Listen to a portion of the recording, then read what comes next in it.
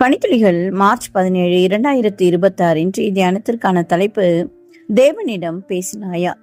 தியான வசனம் சங்கீதம் 27:4.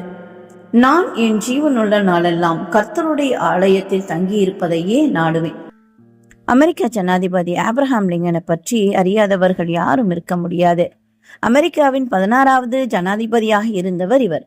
அந்நாட்கள்ல ஒரு நாள் அதிகாலையில மூத்த அரசு அலுவலர்கள் அவரை பார்த்து ஒரு முக்கியமான காரியத்துல அவருடைய ஆலோசனையை பெறும்படி சென்றிருந்தாங்க.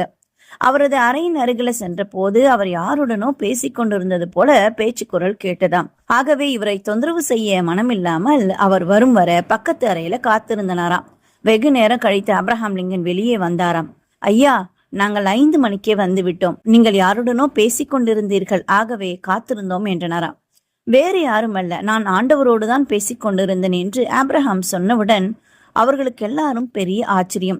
அவர்களது வியப்பை கண்ட ஆப்ரஹாம் சிறிது விளக்கம் அளித்தாராம்.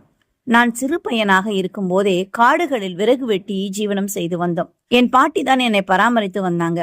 அவங்க எனக்கு ஒரு வேதத்தை கொடுத்து ஒவ்வொரு நாள் அதிகாலையிலும் எழுந்தவுடன் அதை தியானிக்க வேண்டும் என்றும் ஆண்டவருடன் மாத்திரமே முதலில் பேச வேண்டும் என்றும் கூறினாங்க. அந்த பாடத்தை இன்னும் விட்டு விடாமல் முதலில் ஆண்டவருடன் நான் பேசுகிறேன் என்றாராம். நாம் முதலில் யாரோடு பேசுகிறோம்? ஜெபம் என்பது கிறிஸ்தவ வாழ்க்கையின் அகலத்தையும் ஆழத்தையும் நாம் அனுபவிக்கும் ஒரு தனித்துவமான இடமாகும்.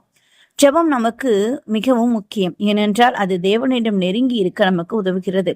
நாம் ஜெபிக்கும் போது நம் இருதயங்களை அவருக்கு திறக்கிறோம். மேலும் அவர் நம்மிலும் நம் மூலமாகவும் செயல்பட முடிகிறது. அவருடனான நமது உறவு வளரவும் ஜெபம் நமக்கு உதவுகிறது. நாம் ஒருவருடன் எவ்வளவு அதிகமாக பேசுகிறோமோ, அவ்வளவு அதிகமாக நேரத்தை செலவிடுகிறோமோ, அவ்வளவு அதிகமாக அவர்களை பற்றி அறிந்து கொள்கிறோமா. தேவனிடத்தில் சேருங்கள், அப்பொழுது அவர் உங்களிடத்தில் சேருவார் என்று யாக்கோபு 4:8 வாசிக்கிறோம். நம் வாழ்வின் ஒவ்வொரு நாளும் முதலாவது தேவனிடம் பேசுவோம். தேவ ஆசீர்வாதம் பெறுவோம். கர்த்தரிடத்தில் ஒன்றை நான் கேட்டேன், அதையே நாடுவேன். நான் கர்த்தருடைய மகிமையை பார்க்கும்படியாக தினமும் காத்திருப்பேன் என்று உறுதி கொள்வோம். தேவன் நம்மை ஆசீர்வதிப்பார். இந்த நாள் உங்களுக்கு இனிய நாளாய் இருக்கட்டும்.